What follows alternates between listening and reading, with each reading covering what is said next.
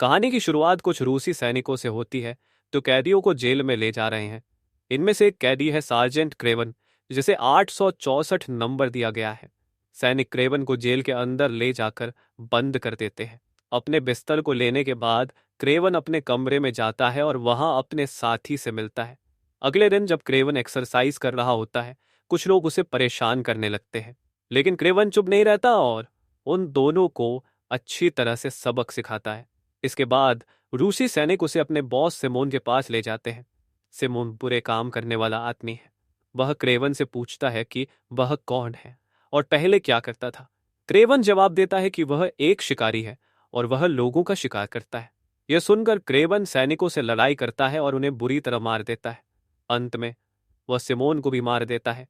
जब क्रेवन भागता है तो हमें पता चलता है कि उसके पास खास शक्तियां हैं जिनकी मदद से वह दीवारों पर चढ़ सकता है।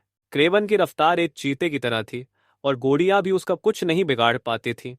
जब वह जेल से भागता है तो उसके सामने एक बड़ा तूफान आ जाता है। इस तूफान में एक भेड़िया भी होता है जो सिर्फ क्रेवन को देख रहा होता है। लेकिन जब क्रेवन भेड़िए की आंखों में देखता है तो भेड़िया शांत हो जाता है। इसके बाद क्रेवन वहां से भागकर एक प्लेन में चढ़ जाता है और निकल जाता है। वह किसी से बात कर रहा होता है और कहता है कि उसने अपना काम पूरा कर लिया है और सिमोन को मार दिया है। इससे पता चलता है कि क्रेवन जानबूझकर रूसी जेल में गया था ताकि वह उनके बॉस को खत्म कर सके। अब कहानी 16 साल पहले न्यूयॉर्क सिटी में शिफ्ट होती है। यहाँ हम दिमित्री और उसके बड़े भाई क्रेवन को देखते हैं जब वे कॉलेज में थे। उनके पिता निकोलाई उन्हें लेने आते हैं और बताते हैं कि उनकी माँ की मौत हो गई है। उन्होंने खुद को फांसी लगा ली। यह सुनकर दिमित्री और क्रेवन बहुत दुखी हो जाते हैं। बच्चे पूछते हैं कि क्या वे अपनी माँ का अंतिम संस्कार करने जा रहे हैं। निकोलाई जवाब देता है कि अंतिम संस्कार तब होता है जब कोई मरता है, लेकिन उनकी माँ ने खुद को फांसी लगाई है, इसलिए ऐसा नहीं होगा। इसके बजाय निकोलाई अपने बच्चों को जंगल में ले जाता है ताकि वह उन्हें ताकतवर बना सके। वह उन्हें बताता है कि वह शिकारी है और सामने वाला शिकार है। यह भी पता चलता है कि निकोलाई ड्रग्स का धंधा करता था, यानी उसका काम ठीक नहीं था। निकोलाई और उसके बच्चे जंगल के जानवरों का शिकार करके उनकी खाल बेचते थे, लेकिन दिमित्री और क्रेवन को यह काम पसंद नहीं था। अगले दिन निकोलाई क्रेवन को एक शेर के सामने लाता है, लेकिन वह शेर पर गोली नहीं चलाता। जब क्रेवन शेर की आंखों में देखता है तो शेर शांत हो जाता है और हमला नहीं करता, लेकिन तभी निकोलाई शेर को गोली मार देता है, जिससे शेर गुस्सा होकर क्रेवन पर हमला कर देता है। निकोलाई उस शेर को रोकने की कोशिश करता है, लेकिन शेर क्रेवन को घसीट कर ले जाता है। इस जंगल में एक परिवार सफारी पर आया होता है। वहां एक लड़की जिसका नाम क्लैप्स है अपने परिवार को छोड़कर जंगल की तरफ चली जाती है। उसे वही शेर दिखाई देता है जिसने क्रेवन पर हमला किया था। शेर क्रेवन की लाश को छोड़कर चला जाता है। क्लैप्स क्रेवन को ठीक करने के लिए उसके पास कुछ दवाइयां लाती है। जब वह दवाइयां क्रेवन को देती है तो उसमें अजीब सी शक्ति आ जाती है। कुछ समय बाद एक रेस्क्यू टीम आती है और क्रेवन को वहां से ले जाती है। क्लैप्स उसे एक कार्ड भी देती है। क्रेवन को अस्पताल ले जाया जाता है जहां उसका इलाज शुरू होता है, लेकिन डॉक्टर ने हार मान ली थी क्योंकि वह बचने की स्थिति में नहीं था। वह लगभग 3 मिनट तक मरा हुआ था, लेकिन अचानक उसकी आंखें खुल जाती है और वह अपने हाथ में वही कार्ड देखता है। क्रेवन के हाथ में वही कार्ड था जो क्लैप्स ने उसे दिया था। कुछ समय बाद उसके भाई और पिता उससे मिलने आते हैं। इस समय क्रेवन को आराम करना चाहिए था, लेकिन उसके पिता घर लौट जाते हैं। घर आने पर क्रेवन को पता चलता है कि जिस शेर ने उस पर हमला किया था उसके पिता ने उसे मार दिया है। क्रेवन को यह बात पसंद नहीं आती और वह अपने पिता से कहता है कि उन्हें ऐसा नहीं करना चाहिए था।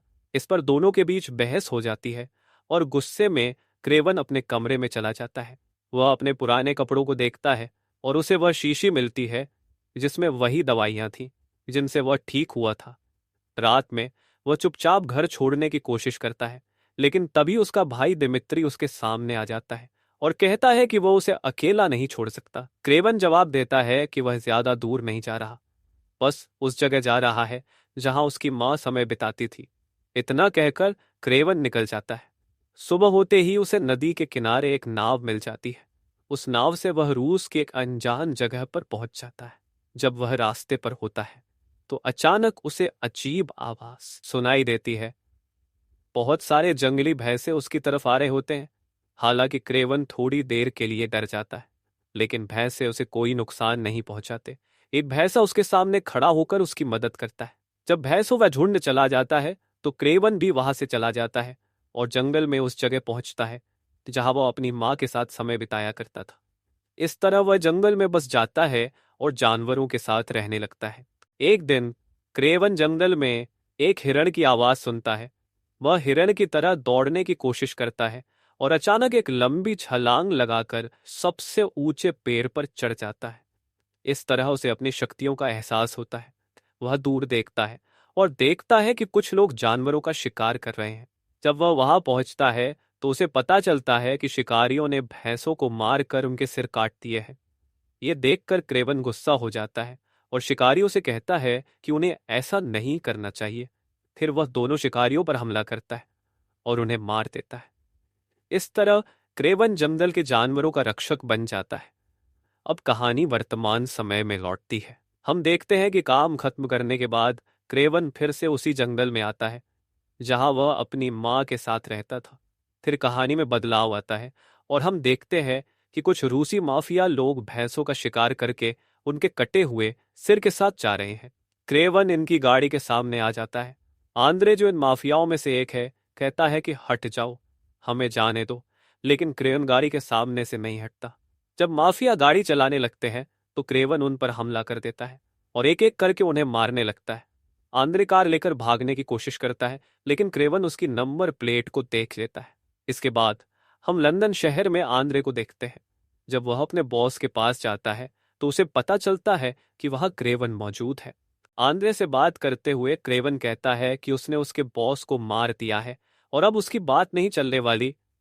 क्रेवन को एक डायरी मिलती है जिसमें बहुत से लोगों के नाम लिखे होते हैं और इनमें आंद्रे का नाम भी होता है। वह आंद्रे के नाम को काट देता है और फिर उसे मार देता है। इसके बाद वह डायरी लेकर वहां से चला जाता है। अब कहानी में बदलाव आता है और हम क्लैप्स को देखते हैं, जो अब बड़ी हो चुकी है और वकील बन गई है। वह अपने दोस्त के अंतिम संस्कार में गई है। उसका दोस्त सिमोन, जो रूसी माफिया का बॉस था, ने क्लैप्स के दोस्त का रेप किया और उसे मार दिया था। इस बीच क्रेवन क्लैप्स से मिलता है और अपनी जेब से वह कार्ड निकाल कर उसे देता है जिसे उसने पहले रखा था। इससे क्लैप्स को पता चलता है कि यह वही इंसान है जिसे उसने दवाई देकर बचाया था। क्रेवन कहता है, तुम्हें जानकर आश्चर्य होगा, लेकिन मैंने सिमोन को मार दिया है। मैंने तुम्हारे दोस्त का बदला ले लिया है। लेकिन क्लैप्स को यकीन नहीं होता, इसलिए वह थोड़ी रिसर्च करती है। उसे पता चलता है कि हंटर नाम का कोई व्यक्ति माफियाओं को मार रहा है और वह हंटर कोई और नहीं बल्कि क्रेवन ही है। जब क्लैप्स को इस बात का यकीन हो जाता है तो वह फिर से क्रेवन से मिलती है। क्लैप्स कहती है, तुम भी तो एक तरह से मुजरिम हो जो लोगों को मार रहे हो। इस पर क्रेवन जवाब देता है, मुझे फर्क नहीं पड़ता, बुरे लोगों को मारना मेरा काम है। क्रेवन क्लैप्स को एक डायरी देता है जिसमें सभी बुरे लोगों के नाम लिखे होते हैं। वह कहता है कि अदालत में ऐसे लोग आते हैं जो पुलिस से बच जाते हैं। क्रेवन चाहता है कि क्लैप्स उनके नाम बताती रहे ताकि वह उन्हें खत्म कर सके। अब कहानी में बदलाव आता है और हम राइनो नाम के एक आदमी को देखते हैं। वह भी अपनी गैंग चलाता है और बुरे काम करता है। जब उसके आदमी उसे बताते हैं कि सिमोन को किसी ने मार दिया है तो राइनो कहता है कि उन्हें सिमोन के आदमियों से हाथ मिलाना होगा। अगर ऐसा नहीं किया तो उनका काम रुक जाएगा। अगले दिन सुबह कुछ लोग सिमोन के धंधे को संभाल रहे होते हैं। जब राइनो इन लोगों से हाथ मिलाने की बात करता है तभी एक आदमी अपनी गन निकालता है और उसे गोली मार देता है। लेकिन बाद में पता चलता है कि राइनो ठीक है, क्योंकि उसके पास एक खास तरल पदार्थ होता है जिससे वह अपने शरीर को मजबूत बनाता है। इस बीच राइनो के शूटर छिपकर इन लोगों पर हमला कर देते हैं। अंत में सिर्फ मोरिस बचता है जो डर के मारे राइनो से हाथ मिला लेता है। कुछ समय बाद मोरिस एक बार में जाता है और वहां निकोलाई से मिलता है। निकोलाई ने मोरिस को अपने पास बुलाया था ताकि धंधे के बारे में बात कर सके, लेकिन मोरिस को लगता था कि निकोलाई को उसके राइनो के साथ हाथ मिलाने की बात नहीं पता। असल में निकोलाई सब जानता था और उसने मोरिस के साथ कुछ लोग भी भेजे थे। इससे वहां गोलीबारी शुरू हो जाती है और बहुत से लोग मारे जाते हैं। अब निकोलाई को मारना थोड़ा मुश्किल हो गया था।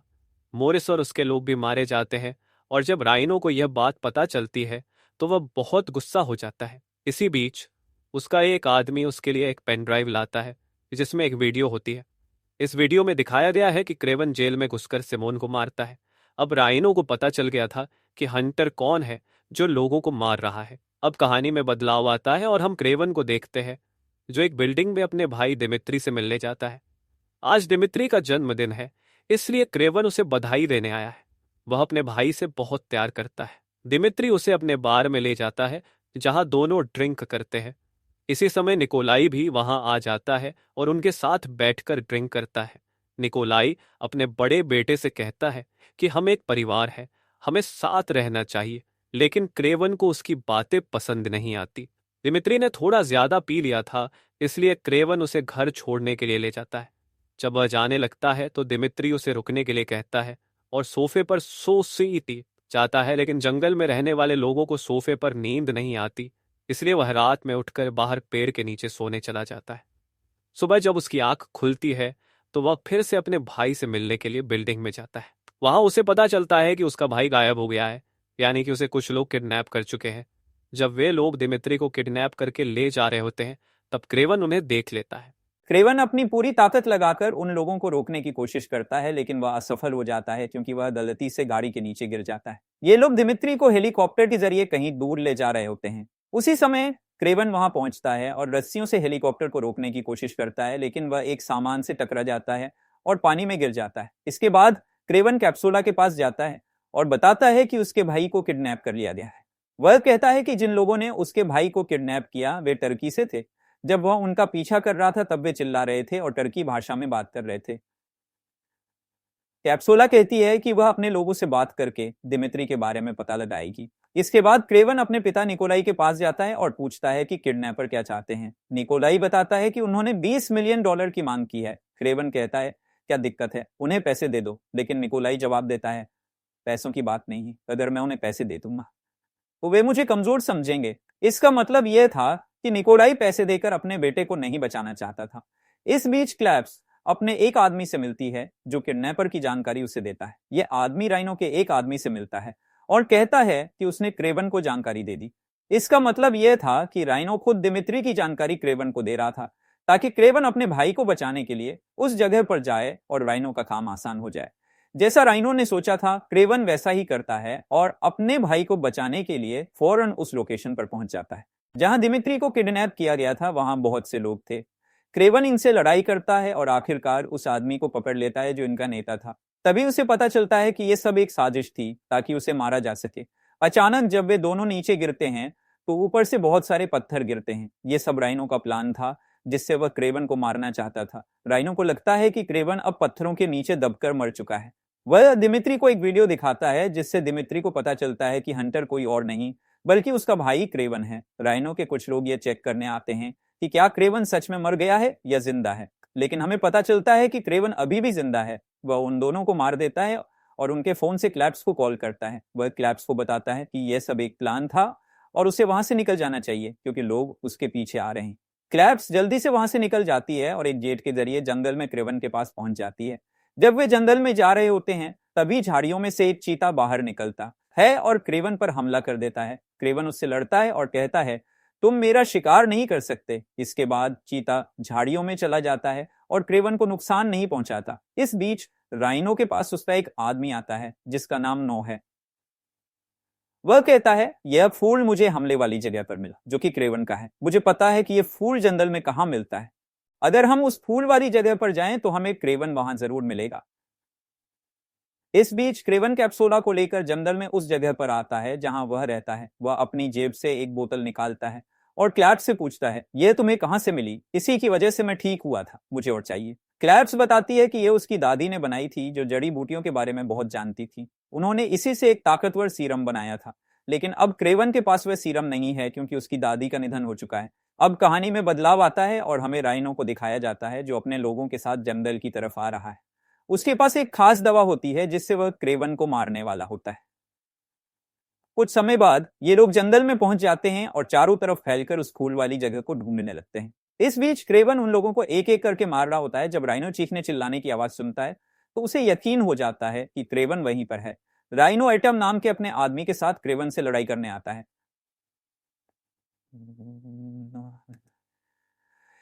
एटम उस जार को क्रेवन के शरीर में इंजेक्ट कर देता है और फिर दोनों के बीच लड़ाई शुरू हो जाती है। तभी कैप्सूला आती है और एटम की मौत हो जाती है। कैप्सूला में किसी तरह का झरना इंजेक्ट किया गया था जिससे वह अपनी दादी का सीरम निकालती है और उसे क्रेवन को पिलाती है। इससे क्रेवन पूरी तरह ठीक हो जाता है। हालांकि उसके पास दवाई थी, लेकिन उसने जानबूझकर क्रेवन से झूठ बोला था। इस बीच राइनो भी अपनी योजना में लगा हुआ था। राइनो को खबर मिली थी कि उसे खतरा है, इसलिए वह अपने सामान को बांधकर अपने लोगों के साथ वहां से जाने लगता है। तभी भैंसों का एक झुंड उनकी कार की तरफ आने लगता है। खुद को बचाने के लिए राइनो अपने शरीर में एक खास सीरम इंजेक्ट करता है जिससे उसका शरीर पत्थर जैसा मजबूत हो जाता है। जब भैंसें उसकी कार पर हमला करती हैं तो उसे कोई चोट नहीं लगती। वह कार से बाहर निकलता है और क्रेवन को देखकर उससे लड़ाई करने लगता है। क्रेवन उसे मारने की कोशिश करता है, लेकिन वह असफल होता है। अंत में क्रेवन राइनो के शरीर पर उस जगह हमला करता है जहां से उसने सीरम इंजेक्ट किया था। इससे राइनो जख्मी हो जाता है। फिर क्रेवन उसे रस्सियों से बांध देता है और रस्सी को भैंसों के बीच फेंक देता है। सभी भैंसें मिलकर उसकी हालत खराब कर देती हैं। राइनो की हालत इतनी खराब हो जाती है कि वह मरने के कगार पर होता है। हालांकि दिमित्री उसे गन से शूट करने ही वाला होता है, लेकिन उसका भाई उसे रोक लेता है। राइनो मरने से पहले क्रेवन से पूछता है, तुम्हारे पास वो वीडियो किसने भेजा था? राइनो कहता है, तुम्हें अभी तक नहीं पता, वह हमेशा तुम्हारे सामने था। अब कहानी में बदलाव आता है और हम रूस के उत्तर के जंगलों में निकोलाई को देखते हैं, जो एक कैंप लगाकर रुका हुआ होता है। क्रेवन उससे मिलने आता है क्योंकि उसे पता चला था कि उस वीडियो को उसके पिता ने ही राइनो के पास भेजा था। अब क्रेवन को समझ में आ गया था कि उसके पिता ने वह वीडियो क्यों भेजा था। राइनो की वजह से निकोलाई अपना काम नहीं कर पा रहा था। राइनो उसके लिए एक बड़ी परेशानी बन गया था और निकोलाई जानता था कि वह राइनो को नहीं हरा सकता। इसलिए उसने वह वीडियो राइनो के पास भेजी, जिससे राइनो का ध्यान क्रेवन पर चला गया। इस तरह दोनों के बीच लड़ाई हुई और क्रेवन ने राइनो को मार दिया। अब निकोलाई का रास्ता साफ हो गया, लेकिन क्रेवन अपने पिता को नहीं छोड़ता। वह एक जानवर के जरिए अपने पिता को भी मरवा देता है ताकि ये सब खत्म हो जाए। इस तरह दोनों भाई एक साथ आ जाते हैं और कहानी यहीं समाप्त होती है।